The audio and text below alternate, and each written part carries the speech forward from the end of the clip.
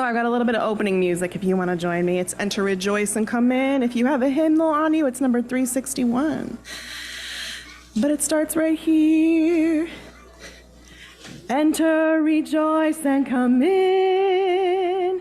Enter, rejoice, and come in. Today will be a joyful day. Enter, rejoice, and open your ears. Open your ears to the song. Open your ears to the song. Today will be a joyful day. Enter. Open your hearts, everyone.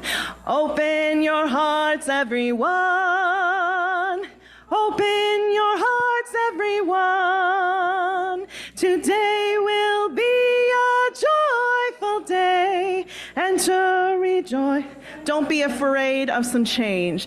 Don't be afraid of some change. Don't be afraid of some change. Today will be a joyful day. Enter, rejoice, and last verse. Enter, rejoice, and enter, rejoice, and come in. Enter, rejoice, and come in. Today will be a joyful day. Enter, rejoice, and come in. Yes, it will. What a joyful day. Good to see y'all.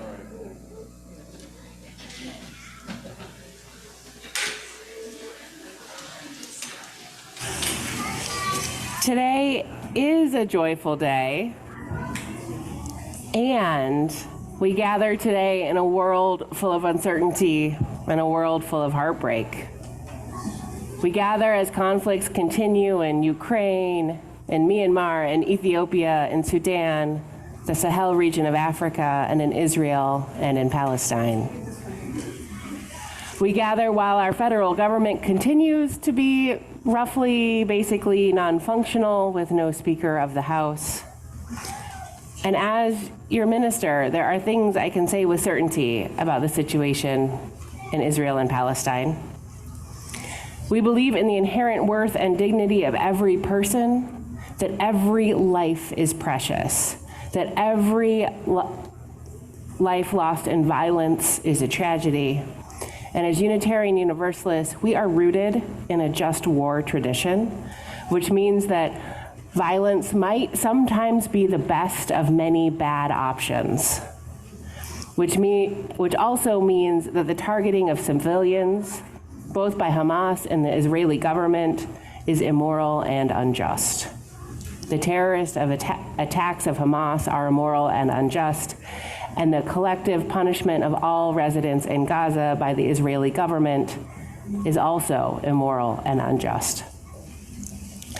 And as someone with a degree in international relations who has lived in regions of conflict, including the Middle East, and who has deeply studied how trauma impacts communities, there are other things I can say with certainty. This situation is really complicated, which is not an excuse, but it is an invitation to learn, an invitation to be skeptical of anyone telling you a simple story of good guys and bad guys, an invitation to remember that the actions of Hamas are not supported by all residents of the Gaza Strip, by all Palestinians, by all Arabs, by all Muslims, an invitation to remember that the actions of the Israeli government are not supported by all Israeli citizens or by all Jews. An invitation that to remember that there are Arab Jews and Palestinian Christians, and this conflict, the way it's told in the media, makes us forget that sort of nuance.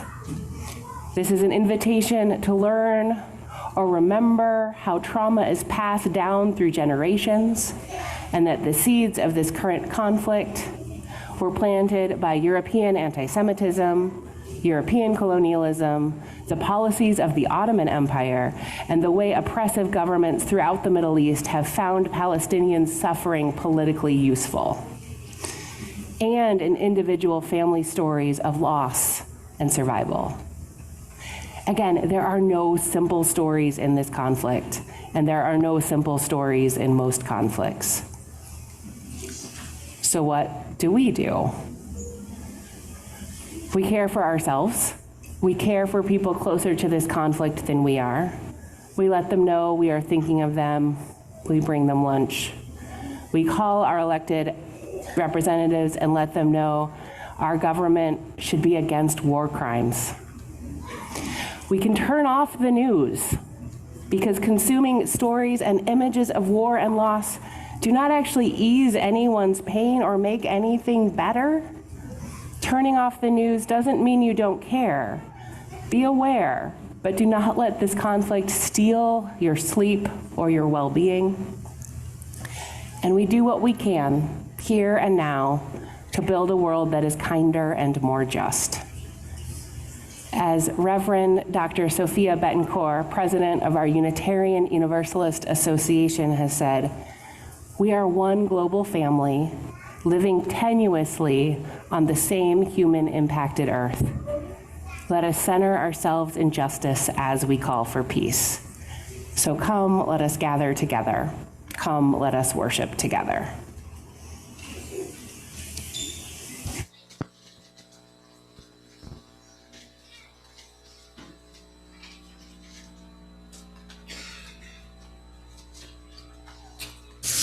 And good morning.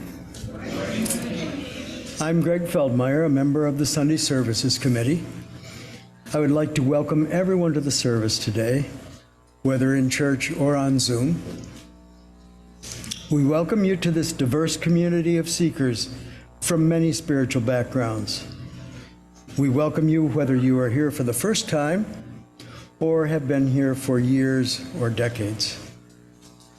We are glad you are here as part of a loving, caring, inclusive community committed to helping one another, both in our congregation and in our outside community and in the wider world. Now, I'd like you to please take a moment to greet your neighbors and introduce yourself to someone you may not know.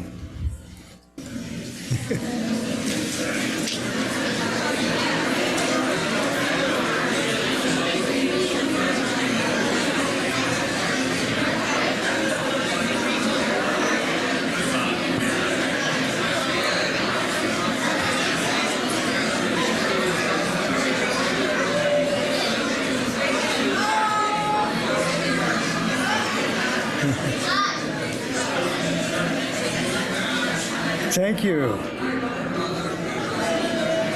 Thank you. Reverend Rachel has some announcements.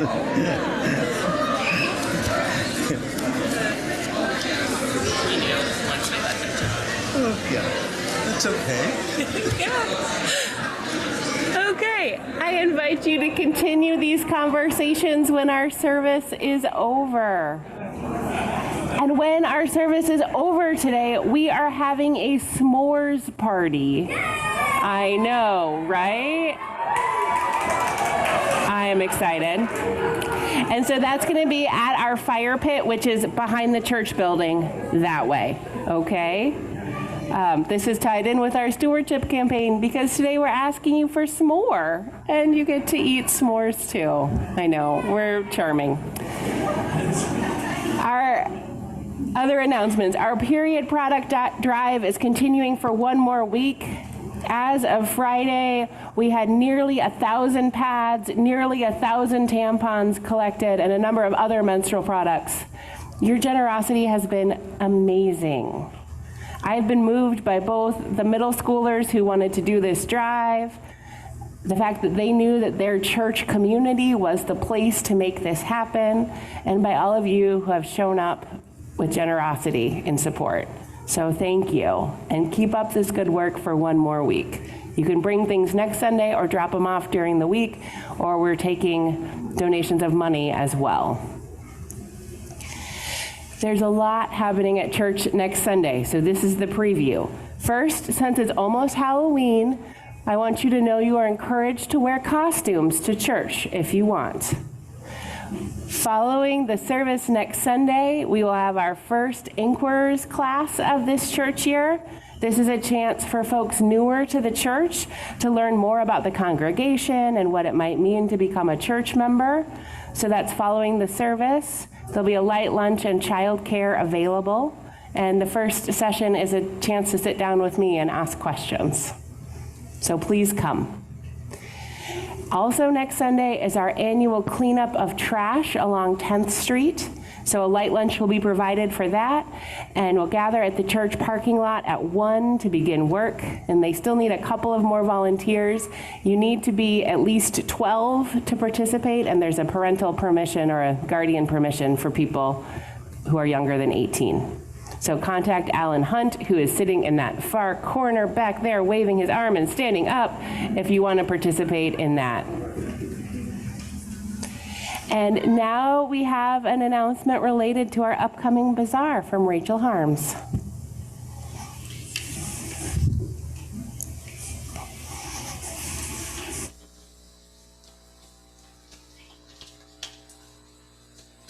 Good morning. You guys had as much coffee as I did. A little bit more? Good morning. So I have a couple announcements related to our bazaar. As you guys know, we rely on the help of this community to spread the word about our holiday bazaar. On the slide before you are 1, 2, 3, 4, 5, 6 ways you can help spread the word. And we're just asking you to do one. So take your pick. We're gonna, when you are out of service today, you're gonna have an email that helps you accomplish these things. The first being posting to your social networks. So the email will have a link to help you share to Facebook. Remember, you can RSVP to the Facebook invitation. That will help communicate to your network that you plan on going, and then they can find the same information that you've RSVP'd to. You could send an email. You'll have the flyer available to forward. You could phone a friend, grab the phone and invite someone to meet you at the bazaar and to do some shopping with you. I'm sure they would love to hear from you. You could share a flyer, a paper flyer, and I'll have more information about that in 1 second. And don't forget, you can also adopt a yard sign. We have a sign up in the back of church. We're looking for 4 individuals to adopt a yard sign today. So if you're interested, please be sure to sign up. And then beyond communications, don't forget you can make pasties with Chef Bob. We need pasty maker volunteers for 2 more weekends, the 27th and 28th, and then the following weekend. No previous experience necessary. You can sign up for that at the back or sign up online. You can also join Rick's Riders. Are you available during daytime hours this coming week? Join Rick Johnson as he drives around posting bazaar flyers all around Kalamazoo. You can have a lot of fun and get some great exercise at the same time. And then, as I mentioned, the Yard Sign Brigade is continuing to look for 4 more individuals to join. So we'll be in the back of church if you have any questions. Thanks.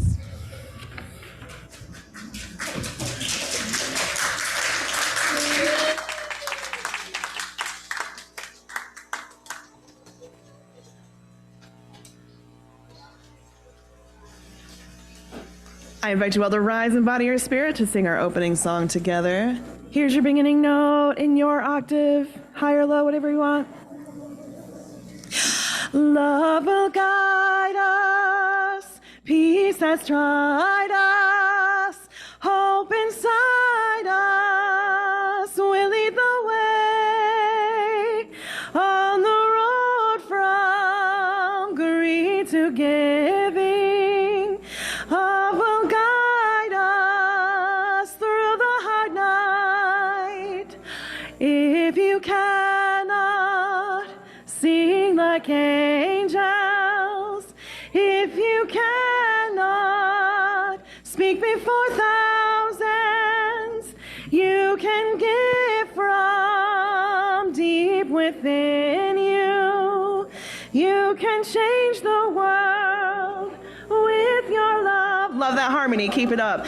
Love will guide us, peace has tried us, hope inside us will lead the way on the road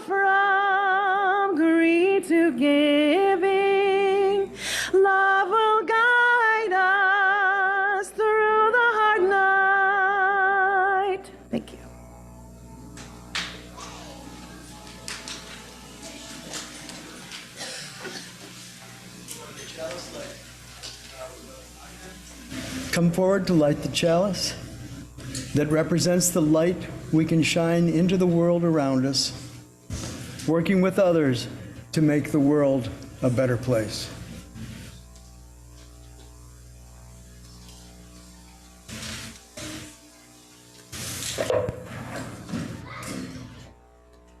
That's okay, Otto. Just leave it. The following is a poem by Katie Savani Gelfand, The Abundance of Our Lives Together. We light our chalice as a symbol of gratitude as we celebrate the abundance of our lives together. In this sanctuary, we harvest bushels of strength together and offer our crop with the hands of compassion and generosity. In the authentic and gentle manner of our connections, we cultivate a simple sweetness to brighten our spirits. May we be grateful for the ways we nourish and uplift each other. For it is the sharing of this hallowed time together that sustains us. If you are lighting a chalice at home, you are encouraged to type in the chat box that chalice is lit in the neighborhood, city, or street.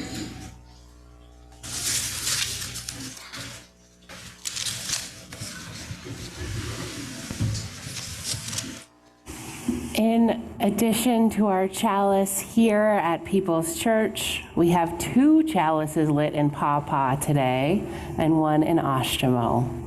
It is so good that we can be together in one time, if not in one place. Oh, and there's a chalice lit on Munson Lake and in Millwood and in the Vine. We'll see if any more pop in. It's so good that we're here.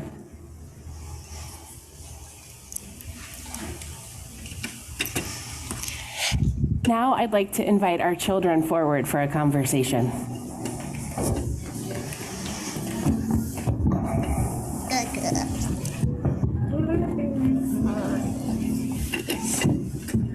And Daddy be right here. Thank you, AJ. I am so glad that all of you are here today at People's Church. Oh, there's so many. It is such a joy to have so many children in our church.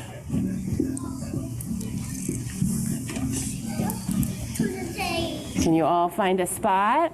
I know it's a little, we're running out of stairs. Oh, please give plenty of space to that chalice, okay? Are you guys going to be able to be okay over there? Mom, I saw Mara. Mara's here right now. So today I'm going to talk to the grown-ups about money. So I was going to talk to you guys about money a little bit too.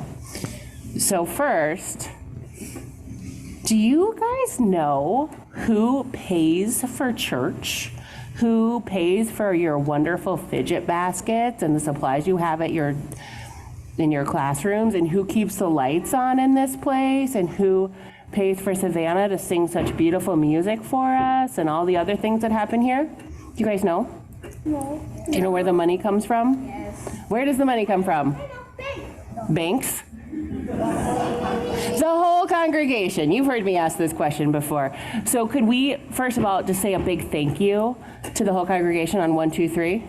1, 2, 3. Thank you. Okay, and now I'm going to talk a little bit more. So DeForest kindly let me bring in their piggy bank to share with you all. Do you guys have a piggy bank at your house? Some of you do? Okay. Do any of you have a piggy bank like this that has 3 different kinds of saving in it? Have you ever seen one like this? I love this one because you know what? There's 3 different things to put money in your piggy bank for in this kind. There's this blue part is the save part of the piggy bank. So do you know what saving is? Yeah. You save up for maybe something that takes a few weeks of allowance, or maybe you wait for special money to come in to get something that's more expensive, right? Yeah. Yeah, what kind of things might you buy? Are you guys, anybody saving for something? Georgina, what are you saving for? Roller skates. Okay, what are you saving for? I have a app just making little figures and I'm saving up to buy them. To buy the figures? Cool. What are you saving for? I'm saving for a Squishmallow kit at Costco. A Squishmallow kit at Costco. You know exactly what you want, don't you? I love that. What about you? So I'm going to the beach ball, but where is beach ball? A beach ball? Yeah. I'm going to I love that. Oh, Right in the jump. cool. Okay. Find out. And then Oh no. the next section, I would love to hear about more things that you guys are saving for later. But I also want to get you guys to your classes before too long, because I know that's where some of the most fun happens on Sunday mornings, right? Okay, now there's this green section, and that's the spend section of the bank. So that's the stuff you can spend right away. I know DeForest likes to spend on candy and Pokemon cards. What do you guys like to spend? Things that are maybe a little bit cheaper. Dottie, what do you like to spend money on? Baby doll. Baby dolls. Okay, what else? Anybody else have things they like to spend? Mara, what would you like? A candy machine. Oh, I love that. What about you? Roller skates. Oh, you guys have a lot of the similar ideas. I love that. What about you, Hazel? Baby doll. Baby dolls too. Okay. So yeah, spend is the money that you can you don't even really maybe even need to save up very long. You can just buy things that are a little cheaper that make you happy right away. Grown-ups have that kind of money too. And grown-ups have saving money. What's the red? Oh, cat food? Yeah, for you. For the cats. And then that brings us to the red section. And this section is the share section of the bank, right? And so share is the section where you give money away. Not to the church is what I'm going to talk to the grown-ups about. But do any of you share money with people who might need it? Io, what do you do how do you share money?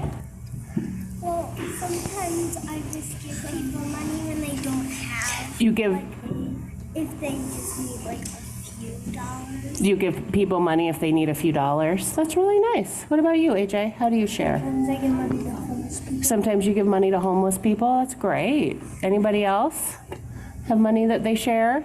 So one of the things DeForest did was gave a bunch of their share money to Loaves and Fishes to help people who didn't have enough food, and that was really kind and wonderful. And we thought a lot about how to give, what kind of help we should be giving people. And so not everybody has this kind of piggy bank house, right, with the 3 different sections, but most people think about money in at least 3 categories of the money that you're saving for something big and important, whether that's roller skates or, a down payment. And other people have money that they spend right away. So that's the money that's maybe on food or Pokemon cards or baby dolls or who knows. And then there's the sharing money that's to help somebody or help other people or help the world. And so today I'm going to talk to the grown-ups about how they should use some of their sharing money to help keep this church really strong. But I encourage you guys to talk with your grown-ups about what they do with their money and how they share it. Because one of my hopes for this church is that we become a place where we talk as comfortably about money as we can about everything else. I know, right? Doesn't that sound great? You love money. Good. It can do a lot of good things. So now I'm going to sing you off to your classes. Thank you for sharing so much conversation with me. I'll help you get there, sweetheart. Daddy is in the same hat. Can you help Dottie get there? Hazel, can you help her? Oh, I'll take it. With love to guide you on your way, and may the joy of life surround you wherever you may go. This way, sweetheart. Go forth in peace in search of wisdom. Kindergarten is right here. With love to guide you on your way, and may the joy of life surround you wherever you may go.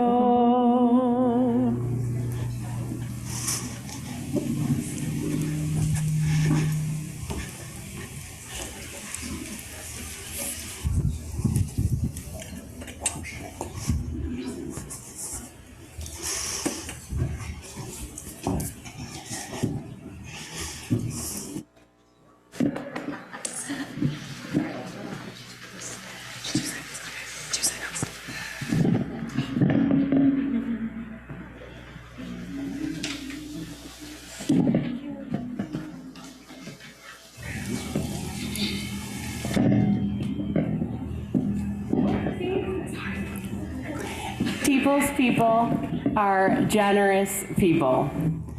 And we'll be talking about money a lot today. So right now I'm going to talk about something else. This morning I was talking with someone, perhaps Rochelle, and we were joking about how there should be like merit badges awarded for all of the different ways people show up in this community. So perhaps a merit badge for making the music program work while our pianist is away. Perhaps a merit badge for being a Sunday services coordinator who stepped in with just a few days' notice when the person scheduled couldn't make it. Or the understudy who stands up to give announcements. Perhaps being the person who knows how to make a really good campfire for s'mores gets a merit badge. Or we could go on and on. There's so many different talents and skills and expertises that people bring here. The person who knows where the breaker switch is on a Sunday morning when the outlet goes out in the kitchen. That wasn't me, and they saved the coffee. So it takes all of us and all of our different knowings and expertises and willingnesses to show up and make something happen that makes our community happen. So this is where I invite you to continue to be the generous people that you are. The offering will now be received.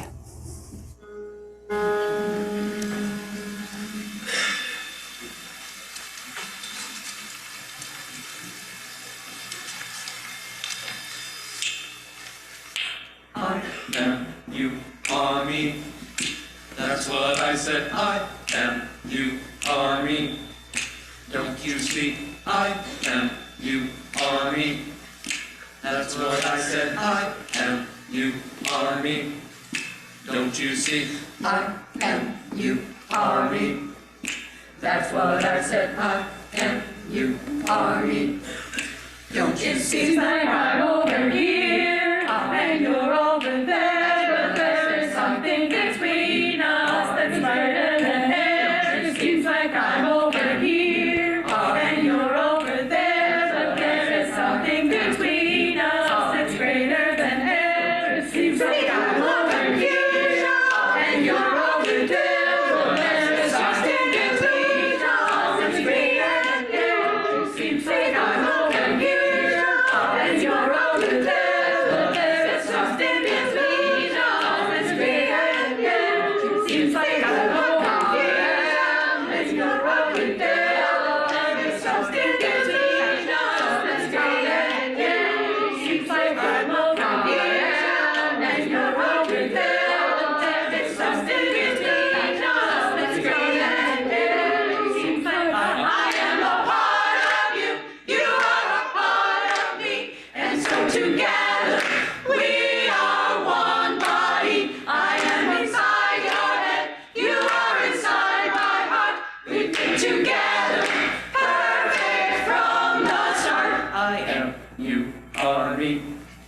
That's what I said. I am, you are me. Don't you? It seems like I'm over here and you're over there, but there is something between us that's greater than air. It seems like I'm over here and you're over there, but there is something between us that's greater than air. It seems like I'm over here and you're over there.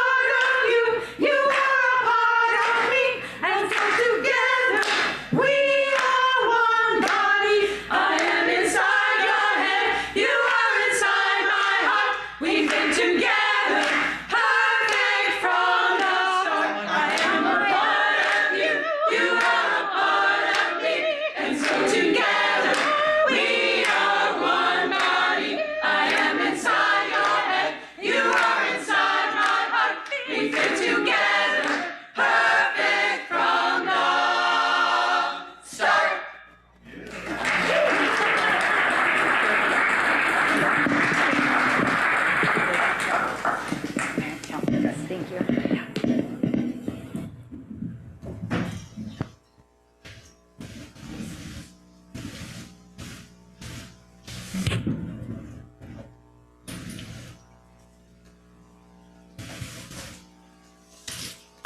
From the countless gifts, each have been given gifts of life and love and sustenance. We bring these small portions to share in works of love when one can accomplish alone.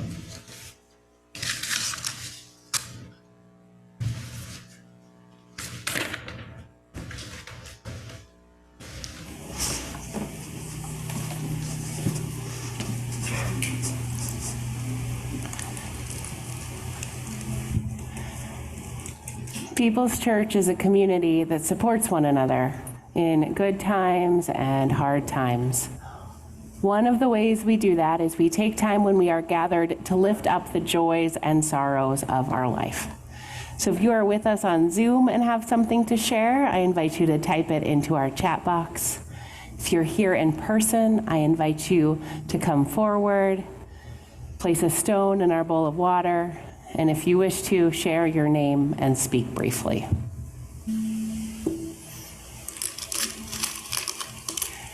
I now place a few more stones in our bowl of water for all of the joy and sorrow we're holding quietly in our hearts today, the joy and sorrow in our wider community and our wider world. Sources of reason and radiance, sources of courage and compassion, keep watch with those who work or watch or weep this day. May the suffering be soothed. May the weary find rest. May the sick be tended. May the dying and those who love them find peace. May the joyous be shielded. And may all of us know we are wrapped in a love that surrounds us always, a web that connects us to all that exists.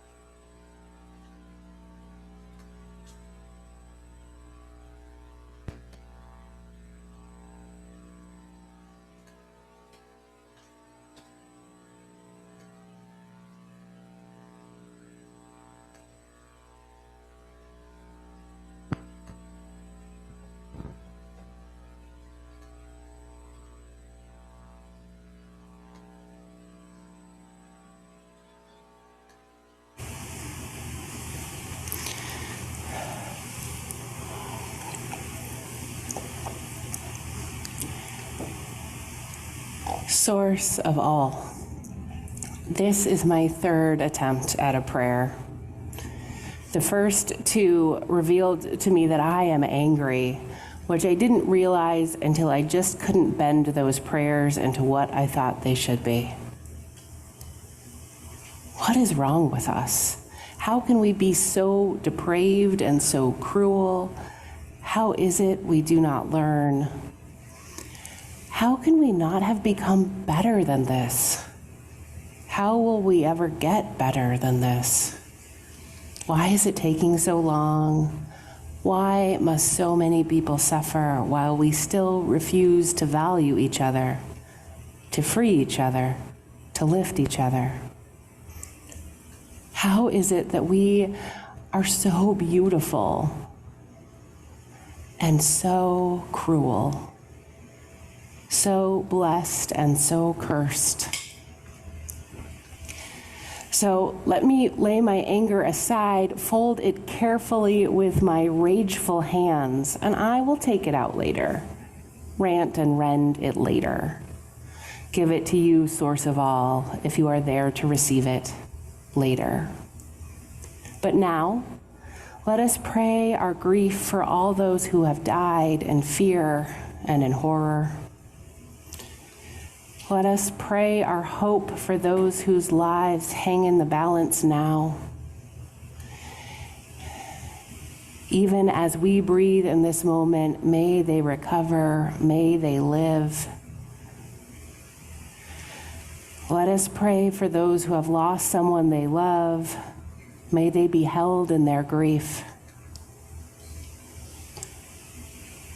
We pray that they all survive, every single one, every person in peril, every child, every youth, every soul, every parent, every elder, every soul, every desperate soul. And may we understand that our prayers are not enough. May our own growing awareness of their desperation become action that helps them be met with safety and warmth and respect, recognized as our own, of our own making, of our own family. May we not pray for intervention, salvation, completion, redemption, those tired prayers that assume that saving is someone else's work, only God's work. May we instead understand that we cannot be saved by or for anyone or anything but each other. Each other is what we are given and all that will save us. This planet is what we have and all that will save us. Our own honor is what we have and all that will save us. Each other's humanity is what we have and all that will save us. All that we are, all we will be known for, all we will be judged by, all that will intervene for us, save us, complete us, redeem us, is us, us, us. Amen.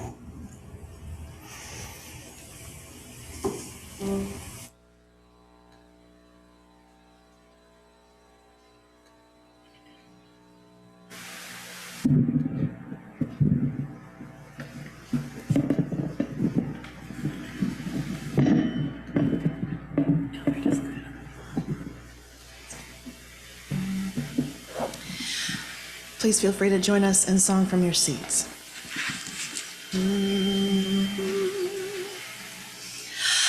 Dona nobis pacem, pacem.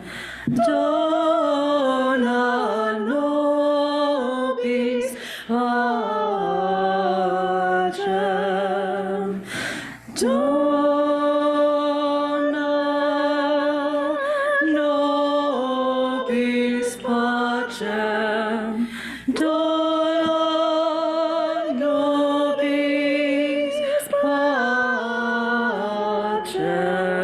Dona nobis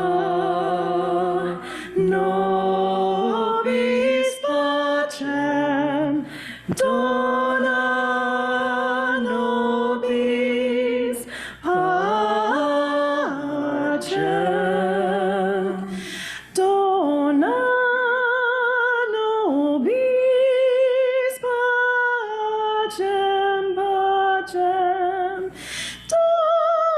Dona nobis pacem, pacem. Dona nobis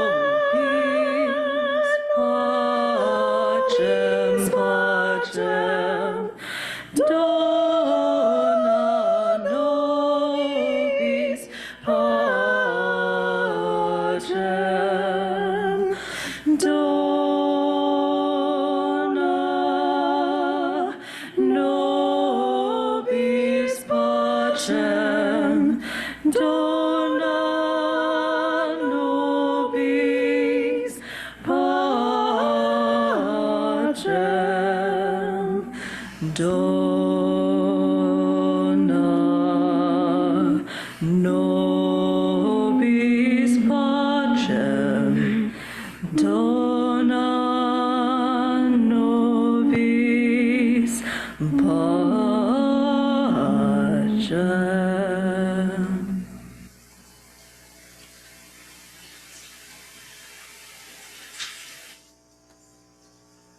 That was beautiful.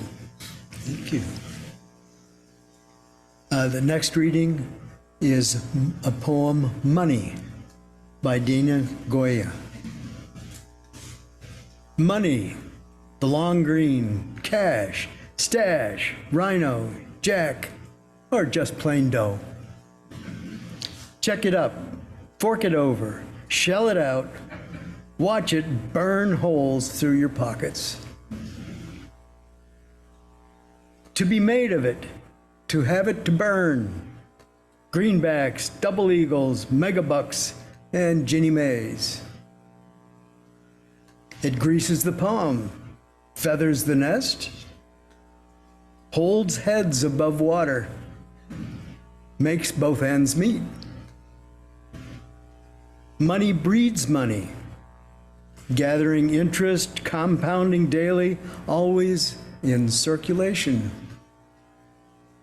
Money, you don't have to know where it's been, but you put it where your mouth is, and it talks.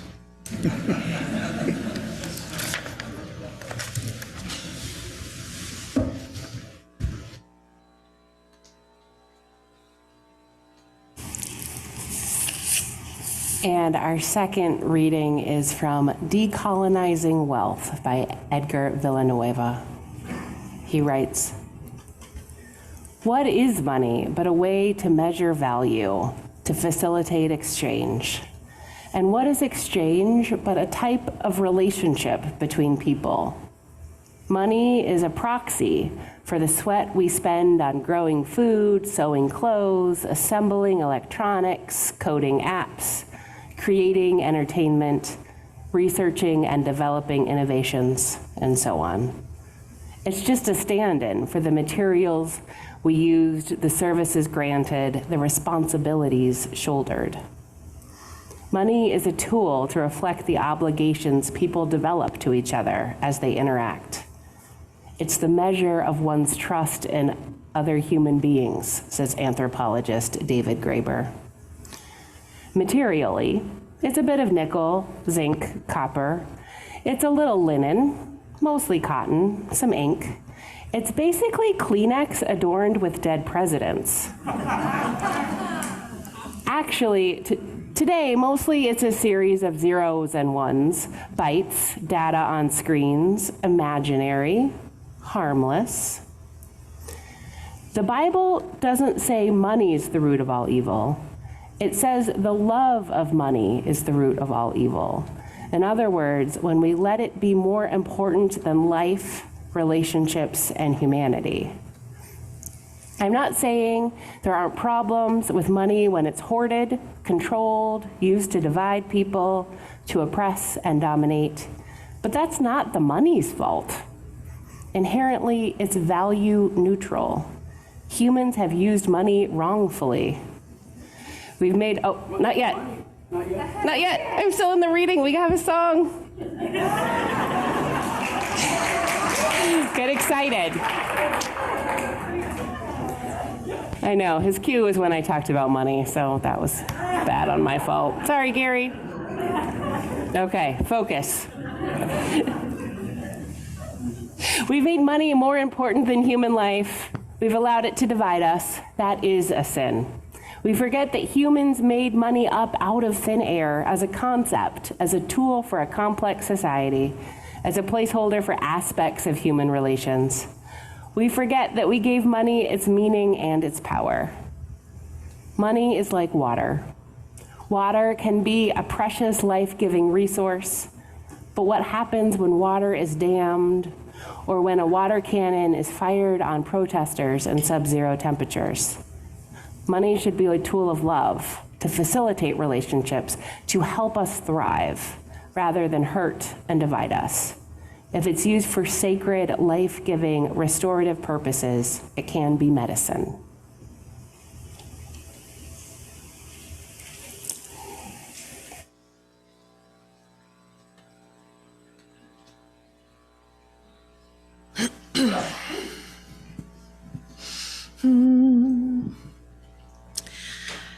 From you I receive, to you Together we share, and from this we live. From you I receive, to you I give. Together we share, and from this we live. From you I receive, to you I give. Together we share, and from this we live. From you I receive, to you I give. Together we share, and from this we live.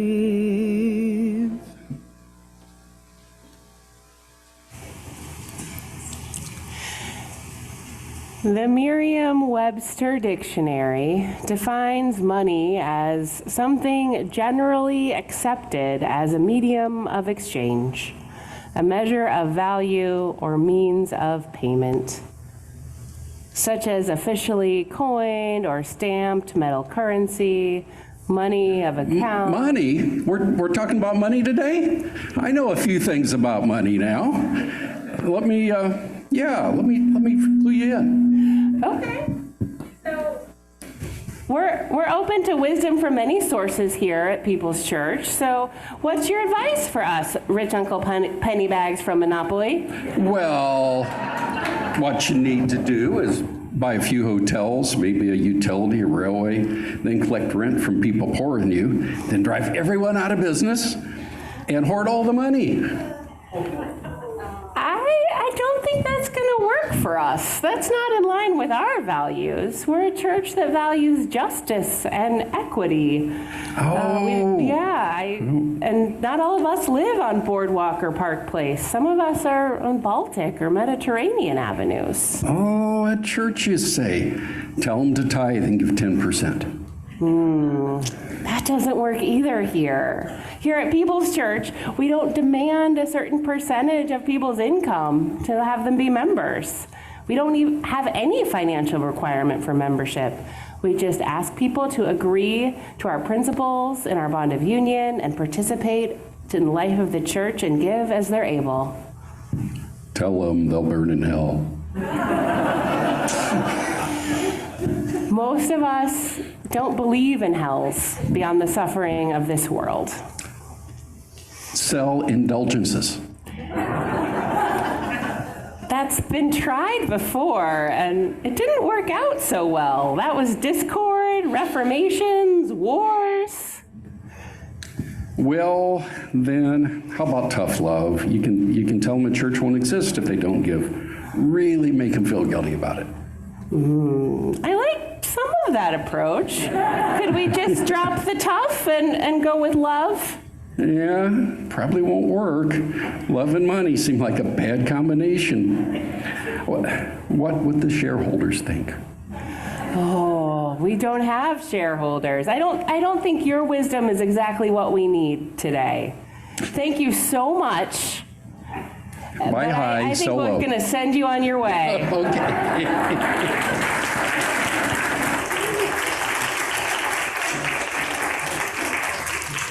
Okay, where was I? The word generosity has been used in English since the 15th century. It comes to us from the Latin generositatem, which means nobility or excellence, which itself comes from the Latin generosus. Yeah. I'm sorry, it's a little boring. Oh, do you have something to say too? I feel spontaneously moved. Use a microphone. We want I people feel to spontaneously moved to say something about why we give and come to People's. Hi, we're the Bears. I'm Rachel and this is Stan, and we didn't practice our choreography. We've been members here since we moved to Kalamazoo in 2015. And we were members at the First Unitarian Universalist congregation in Ann Arbor since about 2010, and that's where we were married. We both independently found our way to UU a few years before that. That's not where we met, but going to church was a big part of our relationship from very early on. Rachel and I both grew up Catholic, going to Mass every weekend, and it was just part of the week. And while we both grew away from that faith in early adulthood, that sense of wanting a place to be with other people, all seeking some sort of truth or wisdom together stayed. And for me, when I found UU, it just made a lot of sense. Our minister in Ann Arbor, Reverend Gail Geisenhainer, used to say this phrase as she guided us into meditation every week, and I don't remember the exact wording. I wish I did, but it was something along the lines of, sit here in the company of people who wish you well. And for me, that's really what church is. It's people together in a place wishing each other well. And we all need that place in this world, as heavy as it is a lot of the time. And what I especially love about Peoples is that we are a church that also puts those well wishes into action all the time. Peoples isn't just a church where we come together to seek wisdom or enlightenment. We're actively trying to change the world around us, and that's part of what we're here for too. I'm not a person who loves meetings, I'll admit, but I actually do love church board meetings so much that I willingly agreed to an extra year of board service when it was needed of me. Thank you. The work that I've gotten to do with others in the church around safety and preparedness plans and about creating policy around Article 3 is really meaningful to me. And, you know, going to these meetings afterwards, I feel energized in a way that I don't always feel when I've attended other meetings in my life. It's very amazing, I will tell you, as the person who receives that after the meeting is done. And I love that Peoples is a place that really values everyone's contributions. In my weekday life, I'm a bunch of people's boss. I'm in a leadership role, and I spend my time making decisions and delegating. And here, I love to follow others' leadership. You know, I teach what Diane and the RE committee have put together. I follow Dolores's instructions on being a bazaar cashier and Martha's recipe for limpa bread, and I show up to make music when Savannah and Jean tell me to. And I love that unique energy that everybody brings, and learning and just being a part of it. Rachel and I both believe in the power of collective action and the idea of a faith community as a way to organize that collective action. We're so glad we found People's Church and that it's a place our family belongs, but we also know that just showing up isn't always enough. Money is a tool for building the beloved community. That's why we make the pasties, right? And making the pasties is really fun. So if you're interested in kind of getting involved volunteering at church, it's one of the most fun ways to get involved. This was not a bizarre announcement. And also, we're raising the price on the pasties this year because they're really for making money.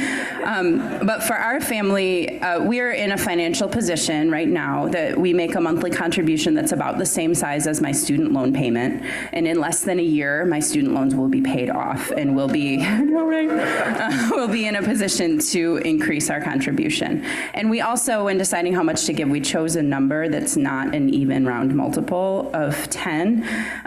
So it's a number that amuses us so that it stands out on our bank statement and reminds us of the joy that People's Church brings to our lives. So thanks for the opportunity to totally unplanned share why we give to People's Church.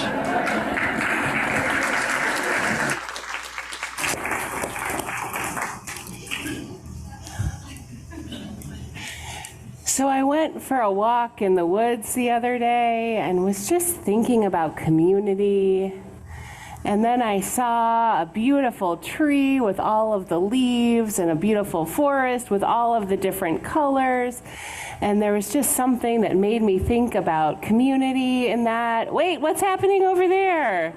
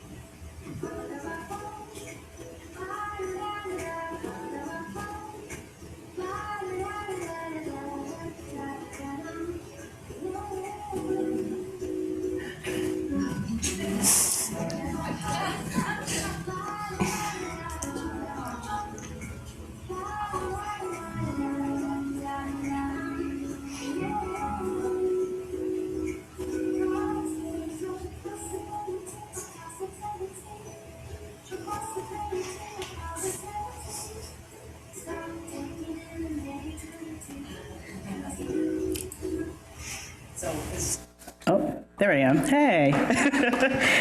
As one of the people in that video, we decided to come to a UU church to find a mirror for our beliefs and our values, to find values that really we're able to share with our kids, you know. So I don't know, many of you who have kids, I tell my kids the same thing 20 times and they're like, yeah, right. But somebody else who's trusted tells them that and they're like, oh my gosh, this is the best idea I've ever heard of in my life. So in coming to the People's Church, we found exactly that and so much more.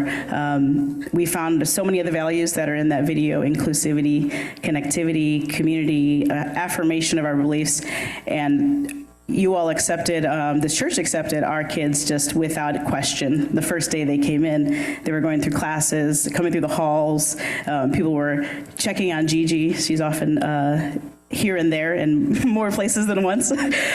So you all accepted us not in spite of our differences, but because of them. And so we sought a UU church to mirror our beliefs, but we decided to come to the People's Church, become members of the People's Church, and give to the People's Church because of the community and all of those amazing values that are a part of this amazing congregation. So that's why we give. Yeah. So thank you.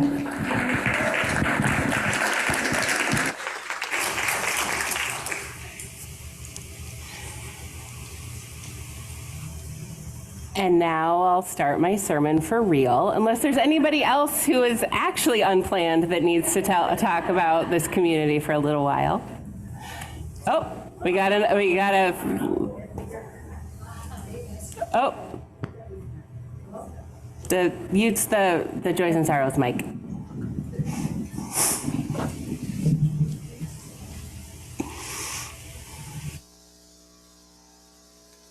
And they asked me, and I sort of went, anyway, but I thought, well, okay, I can do something. And one of the things I can do is say that I have been here for, Jenny's 52 in January, so 51 years. I have been on every committee, quite often as chair of that committee. I have been in the choir, building and grounds. I can't even enumerate them. 2 of them I have not. Finances, no. I might, not my thing. My bank check says, okay, you have this much money, and I say have this much. As long as they say I have more money than I do, that's fine. And that's usually the case, always actually. But the point is that one of the things I have found in this place is love, a lot of it. I go everywhere, and I meet anybody, and they give me hugs, and love, and help. If I say, what can we do? They say, oh, well, we could do this, or we could do that. And it's just something that I value so much that I do actually, do it quite a bit with money as well, because that's one of my values. One of the things is if you support a community, it grows. If it don't, it won't. And I want us to grow.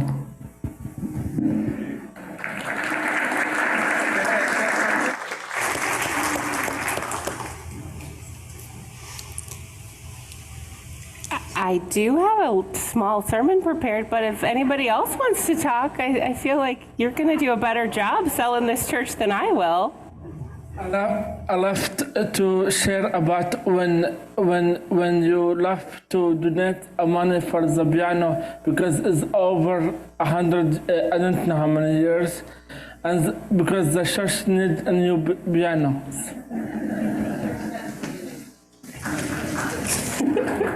My goodness.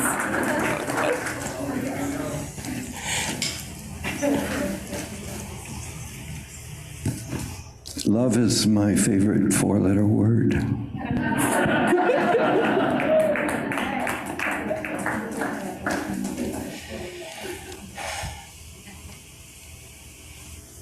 So I at least need to tell you the logistics of this campaign, and then maybe we'll open it up again if you all have other things to say. So, People's people are generous people, and so many things are great about the church right now.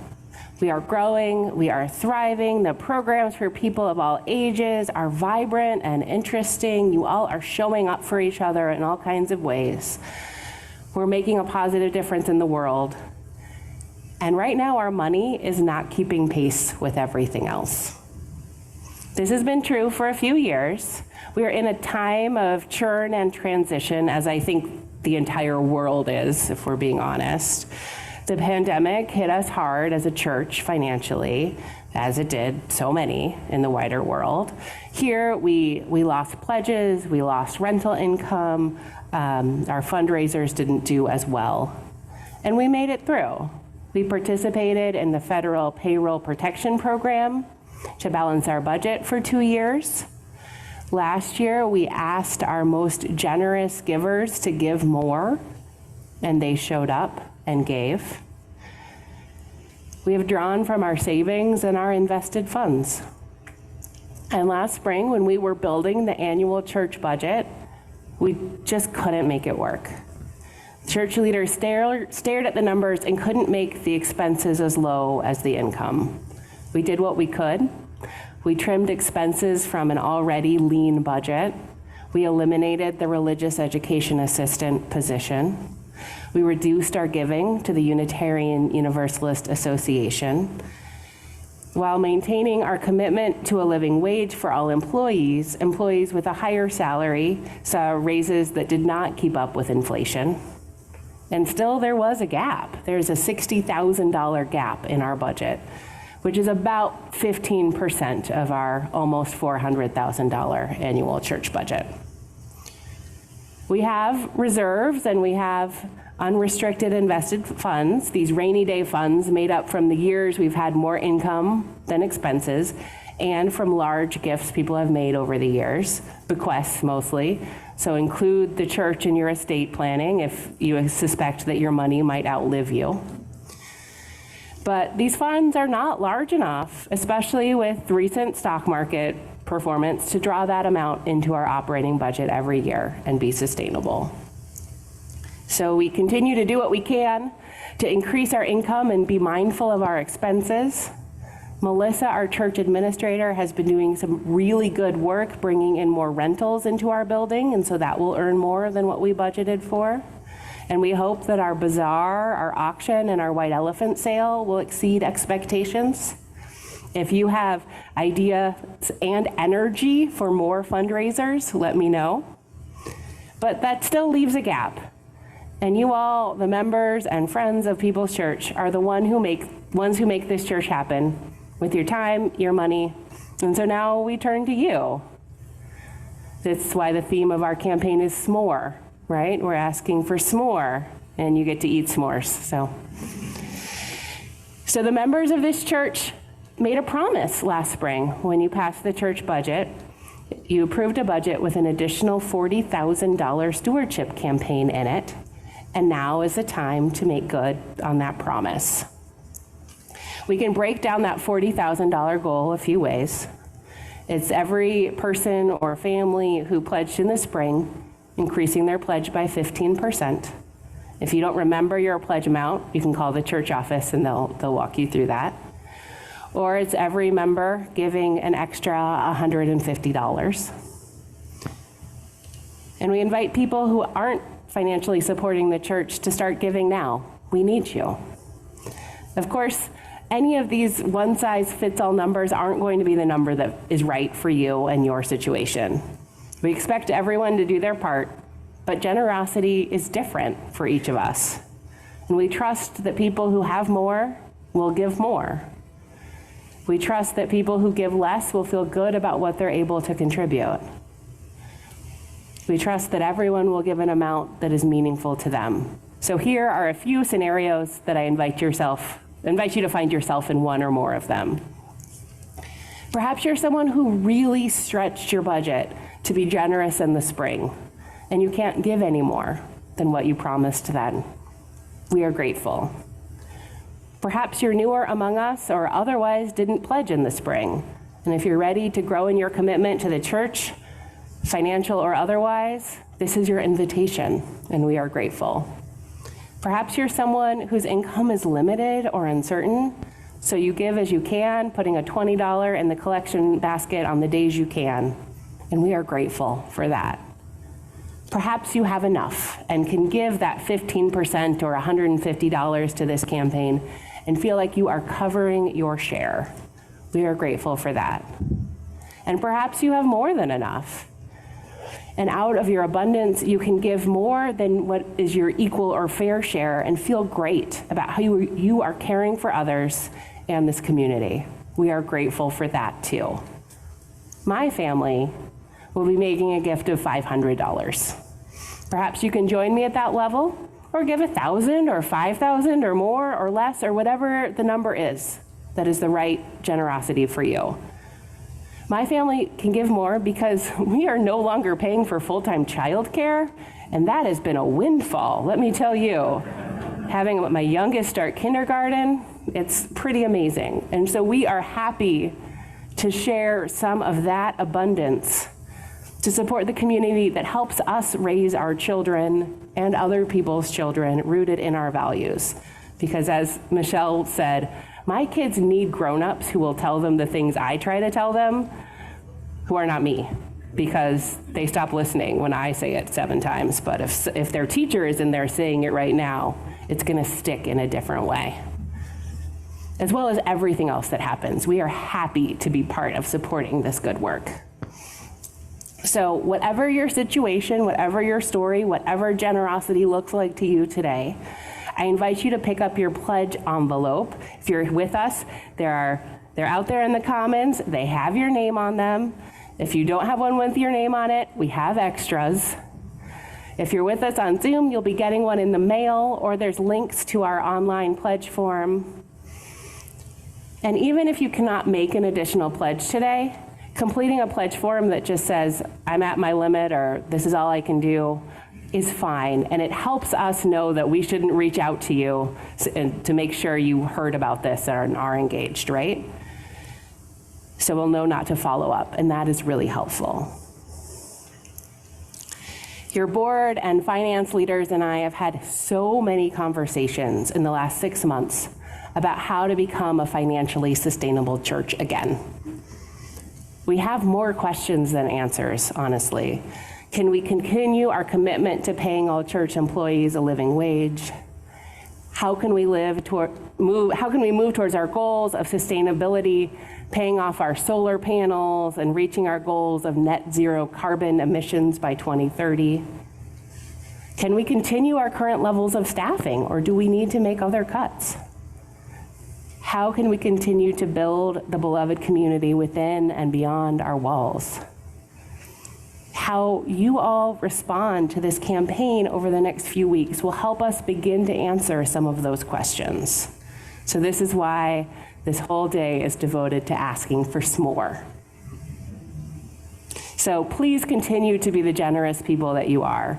We know that so many of the forces that brought us to this moment are forces beyond any of our control, right? They're the pandemic, they're the stock market, they're the high cost of student loans and childcare, and the way the middle class is shrinking, right? All of those are bigger than us. And we're asking those who can to support this church with their money and maybe carry more of their load than they need to, because we know that so many of us are struggling now in ways that maybe weren't true at different points. So please continue to be generous people. Please support this community as it has supported you. And please help us all move into a future of sustainability and justice and care. May it be so. May we make it so. And amen.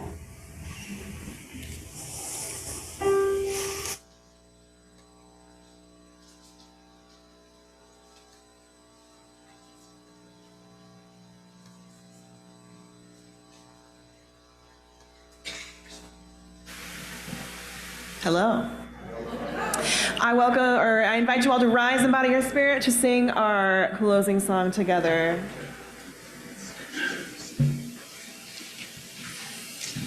Here we are. We would be one as now we join in singing our hymn of love to pledge ourselves anew to that high cause of greater understanding.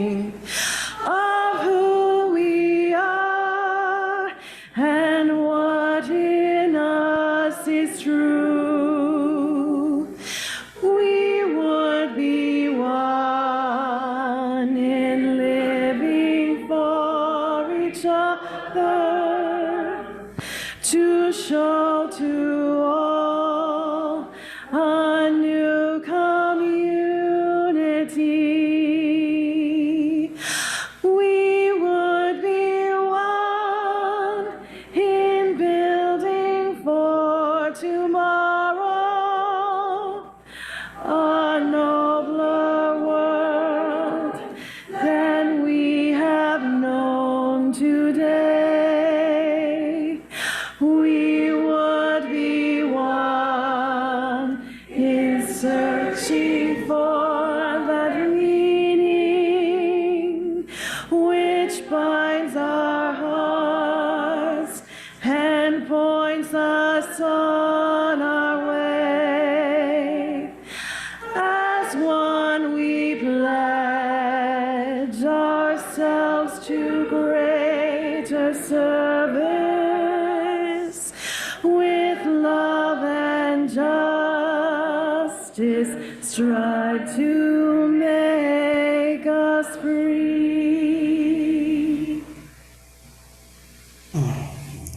We sound so good a cappella. And we should do this more often, I think, not as a backup plan. You all are generous. Everything that we have here at this church comes from the generations who have built it to this moment.